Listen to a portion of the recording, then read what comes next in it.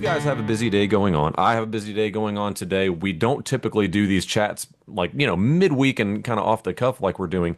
But this has been, I think, a tumultuous week for many Christians. And I won't belabor that point. Obviously, we had, although I think the incident is 2.5 weeks old at this point, there was footage that came out and was released of that young lady who was attacked on the Charlotte train, or excuse me, Charlotte bus. And it was horrifying on a great many levels. I think the picture of her collapsing onto the floor in that tearful state and seeing people's calloused expressions to her did something to a lot of us. When you behold evil, and I think Scripture speaks about this in many places. When you behold evil and actually see the grotesqueness of it, it does something more than if you just read a news headline, which is part of the power of video like that. But then yesterday, we were again kind of thrown into a news cycle when Charlie Kirk was shot and murdered speaking at an engagement event that was on a university campus here in America, which is again is horrifying on many levels, right? You have political discourse, which should be kind of guarded and accepted, having differing viewpoints. You also have a university campus that's supposed to be kind of promulgating this sort of dialogue and these sort of interactions. But you also just have the specter of assassinations with high-powered rifles becoming not commonplace, but at least something that doesn't shock us as much as I think it would have in years past. So, with all those things being said, there's a lot of Christian dialogue that's going on about these things. One thing that I've encouraged our church, and I know you men work within church contexts and serve with God's people, kind of on the ground, so to speak, or in the pew. I've encouraged our people. I don't think we have to be pundits that are equipped to engage with everything that comes through our news cycle. But I also don't want our people thinking that God's word does not address these sort of things and do it clearly.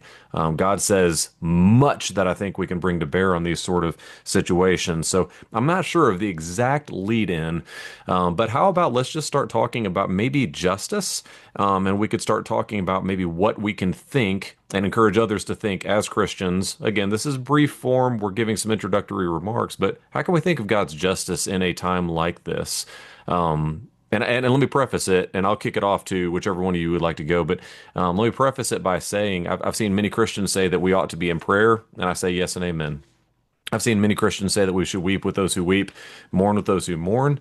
And again, yes and amen. I think there's many of those things, but that's not to the neglect, I think, of us calling for justice and pursuing justice as Christians. So help me think about this one, guys.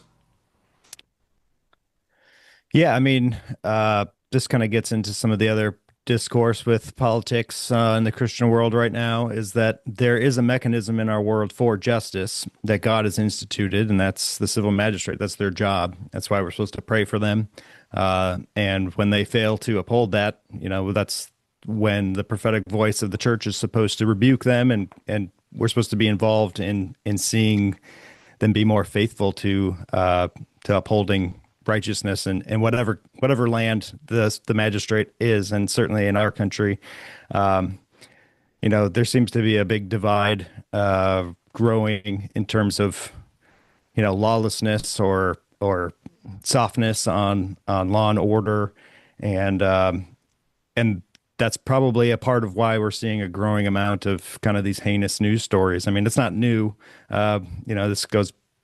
It's been going on for decades, but it seems like the fire is getting hotter, and so there's proper means. So that also tells us that the Lord will take care of justice. Vengeance is mine. We're supposed to not necessarily take things into our own hands in some sort of vigilante justice way. I wouldn't be shocked if that becomes more common in the broader culture. I mean, that's what's happening now. That's what these assassinations are. People are saying, I hate this person. They're a threat to me or the society. So they're just taking it into their own hands. Which, John, And can I jump in there, by the way? yeah, What was interesting to me, so I didn't follow Charlie Kirk very closely. I'd seen a couple of his clips on YouTube or on social media or whatever, and those kind of like debate formats, and he's presenting things to college students or professors or whoever. But apparently, one of the things that Charlie Kirk was known for was being rather I don't know the word to use. He would actively seek out and engage with those on the other side of the aisle specifically for the debate and the discussion. In other words, he wasn't somebody standing back and just kind of saying, those people over there um, aren't even worth talking to. He was actually seeking them out and then going to their. I mean, this was on a college campus. He was going to their stomping grounds, so to speak, and engaging the debate. I think that's one of the things that made this one of the many things that made this so gut wrenching was to see somebody doing that, and then meeting what he met on that campus as you were describing. Does that make sense? Yeah, and there's tons of his videos going around right now. One of them is people ask him why is he doing this, and I said when people stop talking, they turn to violence. And so, I mean, literally, that was what he was about: is trying to make people have the hard conversations, engaging with people on their ideas, and those people might end up looking foolish because they believe in foolish ideas, and then that it certainly enrages some types of people. So yeah, to me, the real hard part with this one, I mean, so whatever timeline you want to take, the last year, we could start at Donald Trump. You have the CEO of United Healthcare. We have, the school shooting recently in Minneapolis at a Christian school. Then we have the Ukrainian immigrant murdered for presumably no reason, perhaps related to race on a public transit, and now this. But Charlie Kirk is probably the most close identification for conservative Christians in America. Uh, he wasn't he wasn't even a radical in a lot of ways, right? I mean, he certainly has an alignment with the Republican Party in that, but about 50% of his videos are just Christian apologetics. Talking about why he believes in the resurrection or the Bible or all these types of things. And so the the left right divide is one thing, but there seems to be coming more into focus between the Christian school shootings. I mean, there was the other one down in Nashville that is bringing it closer to home for the church. That any given church, any given event is potentially the same scenario. Any school, somebody who views Christianity, conservative Christianity, as being the enemy, And it's the and is Christian not it's the Christian restrained. thing, John, that I Yeah, find this is what's difficult about the situation. There's two things I know I just talked all over you. I apologize, but it's good. there's two things you're hitting on that I think are important. Number one, there's a clear animus toward Christians that is popping up in a lot of these. So you could talk about school shootings and what people literally write, not only in their manifesto, but on the guns that they use in the perpetration of these horrific events. Like these aren't things we have to guess about. In many of these circumstances, you can see.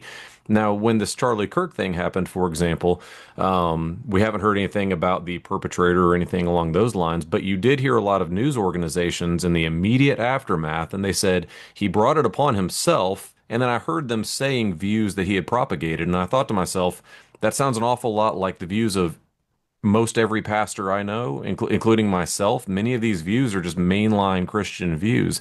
That's a difficult thing for Christians, I think, number one, to reckon with. But I think the second thing is, and this is where I wanted to kick it mainly to George here in a second too, because George, I know you have experience with some of these things. It reveals there's a rift going on that's a little more complicated maybe than two, it's certainly more complicated than political parties perhaps, but there's a certain rift going on where you have people who flew Ukrainian flags on their homes and they had them in their social media bios, and yet when a Ukrainian immigrant is butchered, they had nothing to say. And I'm not saying everybody has to speak out on every event, but that's strange to have that just noted silence in that regard. You have people who are very outspoken about First Amendment rights and the fact that we can speak and we can even protest and we can even, they would say, block roadways and all the things we've heard over recent years. And yet when one man comes on a university campus and says something that is contrary to kind of the public zeitgeist of that day, they see no issue with him being executed in broad daylight, and they have no words of condemnation. Those are the divides that I find very interesting. It's almost as if many people who speak about empathy and justice and all of those things. They don't actually believe those things. Those are foils, very thin foils for something else that's going on under the surface of it. But George, help me out here. Yeah, I mean, you didn't use the word, but the hypocrisy of it is evident. I mean, I on my Facebook page, I put something about the school shooting a couple weeks ago, and I just had the rabid anti-gun people, come out in force. And it is interesting that this Ukrainian immigrant, Iryna, I know we tried to decide how to say her name. I wish we knew. She seemed like such a dear soul. Mhm. Uh, the man that stabbed her to death was arrested, was it 14 or 18 times for violent 14 crimes? previous convictions. Yeah, including illegal gun possession convictions. And so here, like I wanted to go back, but I just am so tired of people trying to debate me on gun control and say, well, you guys are the ones that have compassion. You're calling for compassion on this stabbing murderer who deserves biblical justice, which is the death penalty. And you're talking about gun control, but here this man, your judge, released this man on gun charges. And then he used a knife to just have a random murder of this dear image bearer. It was horrifying how alone she was. And that's Yeah. why watching, like people say, don't watch the video. No, I want you to watch the video. I want you to see her face, and I want you to see what this worldview uh, does. And I posted on my social media this quote from Francis Schaeffer that it comes from Christian Manifesto. He wrote in, I think, 1981, but it's built off of his book How Then Shall We Live, or something to that effect, from the 70s. And everybody needs to read this. I mean, we're PCA and Presbyterian and cessationists, but he was prophetic in the safest way for us to be able to say that. But he talks about the secular humanistic worldview, materialism, and chance. And he talks about, right at the beginning of the book, how Christians, and he's saying, in the 70s and 80s, are guilty of this thing where we just view things in bits and pieces as opposed to a unified whole. And at the end of the book, he says this, because he's talking about what he viewed as a window in the country being still open and about to be shut for people who hold our worldview to be able to express it. He says, with the window open, we must try to roll back the results of the total worldview, which considers material and energy shaped by chance as the final reality. We must realize that this view will, with inevitable certainty, always bring forth results which are not only relativistic and not only wrong, but which will be inhuman, not only for other people, but for our children and grandchildren and spiritual children. And there's the covenant matters tie-in. But it will always bring forth what is inhuman, for with its false view of total reality, it not only does not have a basis for the uniqueness and dignity of the individual person, but is totally ignorant to what and who man is. And, when I see people actually celebrate the assassination of Charlie Kirk, who can only, any reasonable person, and I have seen reasonable people who disagree with me politically, like, call their own out for how they're treating this murder, because they recognize that, all Charlie was doing was giving dignity to people who were not, quite frankly, intellectually even on his level. And he would sit and dialogue with them in such a way. And if you ever notice how he did it, he'd ask questions. They would raise something, and he would ask them questions in a very sort of Socratic way, but not in a condescending way. And there were times where he got a little sharp. Obviously, he was constantly people tried to bully him, and they just were dealing on a level that he wasn't even on. But this is what's going on in our country. When you see that the chopping off of the genitals of young boys and the chopping off of breasts of young girls, of the murder of millions of babies, are not only allowed and celebrated, but called a right.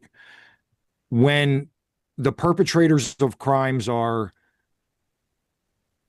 called the victims, when violent people are let free and innocent people are not allowed to defend themselves, then yeah, what do we think is going to happen in our country?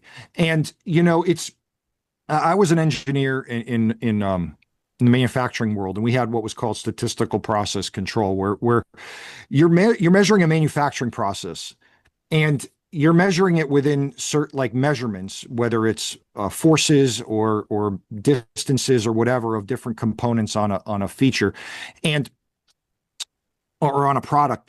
And within a certain range, you're good. And then outside those range, it's like there's a target range, there's a control range. But once you go beyond that, it may not get to catastrophic levels, but you're to shut the equipment down and fix something, because if you let it run long enough, it will get to catastrophic levels. And so people want to say like what went on in the subway at Charlotte or these school shootings, usually by now people that hold anti-Christian, anti-Imago Dei worldviews, or assassination attempt of Charlie Kirk because he poses an existential threat, which, by the way, he did pose an existential threat, because that's what this is. And I don't say that in violent terms, but there's two worldviews at play, and that's existential. But these are not isolated things. This is the fruit of a worldview, and there's always, of course, going to be outliers, but you allow these things to go unchecked for the benefit of either tolerance or multi whatever you want to say, and you're going to have this. Well, and And that's good. no, sorry, George.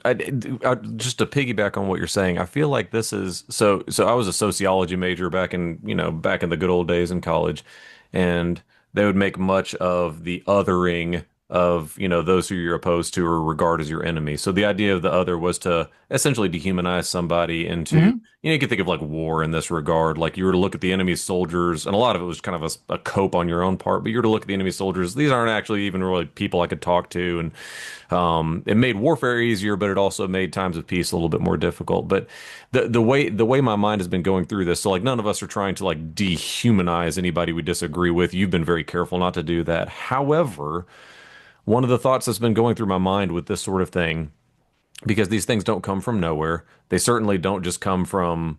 Anyway, I don't want to go down the gun control route because that would distract the point of what I Yeah. think we're aiming at today. But these things do arise from somewhere. So I put on the socials, which I'm not good at. I recommend everybody follow George and John on socials and not me. But John. yeah, John for sure. But no, I put on there, a quote from Soren Kierkegaard.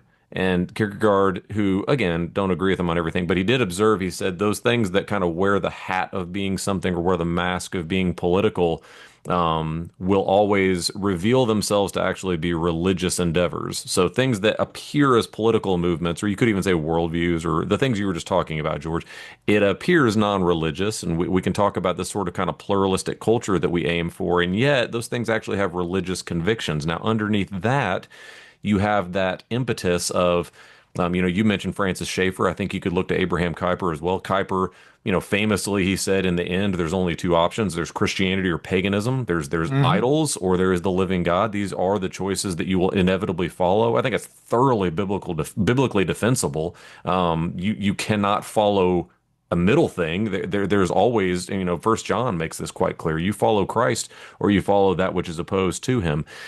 Here's where the covenantal thinking comes in, is Isaiah, many, many years before Kuyper or us, the prophet Isaiah said, there's a curse, he calls it a woe, but it's a curse upon those who call good evil and evil good. Many Christians, maybe Christians who are a bit more progressive in their thinking would say, well, I've never supported those things. I simply want to allow for them.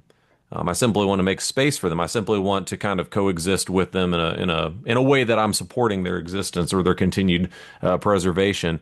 But what you permit, you endorse. Whatever we That's right. allow, we're actually endorsing and supporting. If I was to come in tomorrow and say, "Hey, I think we should be able to, at will, commit atrocities against some, ethnic minority," I'm not calling for us to do it. I just want to allow space for us to do that. I think most people would rightly say, no, no, no. To actually allow for that thing is to endorse that thing. I think the problem with this is, if that's true, and I think it is, then biblically, when God says, woe, curse upon those who call good evil and evil good. When we allow for this sort of thing to happen because of our desire, our misguided desire for a religiously pluralistic landscape in the name of religious freedom, I think what we are actually encouraging is a curse of God upon a culture, a nation, however you want to frame it. But this actually brings the curse of God when we lift up things. You just ran through a litany of them, George. When we lift up the murder of the unborn in the womb, or the not yet born in the womb, image bearers of God, when we allow these things, we're actually bringing God's curse. And I don't think a lot of Christians have reckoned with that. Well, that's Romans 1, Josh. I mean, Romans 1 is drawing upon the Isaiah passage that, that says, and it says, not only do they allow these things, but they celebrate them, right at the end, and what is it? What is Romans 1 holding out? The righteousness of God is revealed and the wrath of God is revealed. And the righteousness there is revealed in the context of the gospel, in that Christ pays the price for our sins, and we receive that by faith, because later Romans will say we've all sinned and fall short of the glory of God, and we can have his righteousness, not our own. But the wrath of God is revealed against all unrighteous and ungodliness of men. And so, yes, when pluralism becomes more important than truth, then you are a nation and a society under the judgment of God, and that's what we're seeing here. And I am woe to us. I am concerned for our country and nation and people and my kids and my grandkids and my great grandkids and great great grandkids. It's a sad state of affairs, but for some, the idol of pluralism is more important than the dignity of image bearers and the glory of God. John, what do you got up there? Because I know one thing that we don't have a whole lot of time. In fact, this was my cutoff time, but I'm appreciating and enjoying this conversation. I'm not enjoying the content of, obviously this is a heavy thing we're talking about, but any thoughts from you? And specifically, I'm thinking toward for Christians. I think a lot of Christians are grappling with the complicated nature of our response to these sort of things. That you can love your enemies, for example, you can love even those who perpetrate horrific acts, yet you can also call for their justice, and those two things are not antithetical to one another. In fact, it would be antithetical to not call for their justice. Romans 12:9 tells us, let love be genuine. In other words, let it be actual love. And it defines that as hating that which is evil and loving that which is good, clinging tightly to it. So, maybe thoughts on the justice of the situation? Yeah, I mean, a couple of things just come to mind. It's like be angry, but do not sin. Like you should be outraged. You should be upset. It should drive you to proper action. And that is going to look different in different people's lives, whether that's restraining evil, getting involved in, local things. But, we've recently in our church started singing through the Psalms in a new hymnal that has Psalms in it. And, when the imprecatory Psalms come up, it's shocking to sing. Because that's not what, typical, even traditional hymnody doesn't really have much edge on terms of, God crushing the wicked and breaking their teeth and, just very vivid, very strong language. And so, anytime we find ourselves in tragedy, sorrow, loss, whether or not there's injustice involved, right? We're supposed to cling to the Lord, seek his presence and pray and find our comfort and rest there. But that includes, especially in times like this, praying for the downfall of the wicked, that God would bring about these things. You talk about the curse. Yeah, everything we're seeing in our society is not outside of God's control. And it is evident of the cursing that we're bringing upon ourselves, whatever that might be. It might be generational things at play, not even just our modern manifestations of sin. And so, this is a real spiritual thing. People really want to make things about politics or morals or individuals. But there's, right, we wrestle not against flesh and blood, but powers and principalities. And the people that are doing these types of things are demonic. And that the way to overcome evil in that way, God, is a spiritual battle. We need to be, not unaware, not ignorant of that. And it doesn't mean we just hide and pray, right? We speak out. I mean, you think about what Charlie Kirk is doing. That was a spiritual battle. When Jesus walked around the world proclaiming the kingdom, uh, his word enraged the demons. Just him speaking, and also his word cast them out. And so, even the power of speaking truth in the midst of darkness in itself is an act of warfare. And I think that that's if we I've been thinking about this, like, what's the best thing you can do to honor Charlie Kirk? Go talk to people. Go do evangelism. Don't stop what he was doing. He died on the front lines of somebody who was speaking truth, Christian truth, to people who hated him, and he died for it. And he was doing what seems to be the right thing, right? I mean, he was the of all the people, like, we have a spectrum of radical people that have, divergent views on all sorts of different things. He's like the most central evangelical, conservative guy. He was not an extremist, even within our own kind of religious circles. And so, even a moderate could realize this: if you consider yourself a moderate, they want you dead too. And so, if our day comes, what are we doing in that day? I think it's obviously tragic, but I bet it's almost prophetic and joyous that he died doing what he felt called to do. Yeah. He's a martyr. He's a true Yeah. martyr. Yeah. And I Yeah. think it's also fair, and it's not this is not something partisan or divisive, or at least like, well, let me just say what I'm trying to say. When certain groups align themselves with darkness, that's not our fault as Christians. So, in other words, it's not me being partisan and divisive to watch as they try to just simply observe a moment of silence for somebody who was shot and murdered in a public forum, and one party's constituents stood on the House floor and all with raucous, indignation prevented them from having a moment of silence. That's not me being divisive. That's me observing the divisiveness and the fallenness of a certain group. And I make no apologies. I don't think we as Christians should make any apologies for that. Nobody, because typically the pushback is, well, this isn't a time for divisiveness. This isn't a time to draw large chasms within the country. And to a certain extent, I understand what they're saying. Don't inflame ungodly passions. Don't cause people to hate their neighbor unnecessarily or anything like that. And yet, if there are large groups out there saying, this is good, this is just, we're happy that this atrocity has happened, and in fact, if they catch the man, that he should get off, the division's already been made, and it's not the responsibility or the onus resting upon the Christian. We're simply observing what has already happened. I think that's a biblical thing. Christ said that this sort of thing tends to divide light from darkness, and if there are large swaths of our population or political parties or social groups or whatever that might be who have aligned themselves with darkness, it will be exhibited in their works. We're told that that's the fruit of those sort of heart attitudes. So I say all that just to say we can be careful with the way we address those sort of things. We can also be clear-headed about the way we address those sort of things, and recognize that certain groups have in fact drawn lines in the sand that are quite troubling and quite offensive. Oh, no doubt. No doubt. There's an ideology, and it's with a group. And the sad thing is it's the individual Christians that are, often confused about these things, and we need to love them through it too. But you're going to know them by their fruits, and that's what we're starting to see.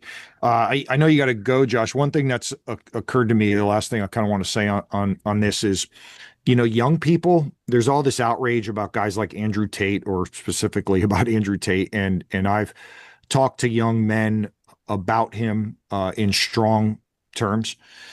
But he, a guy like Andrew Tate tapping into sort of a masculinity that is lacking and absent in our culture.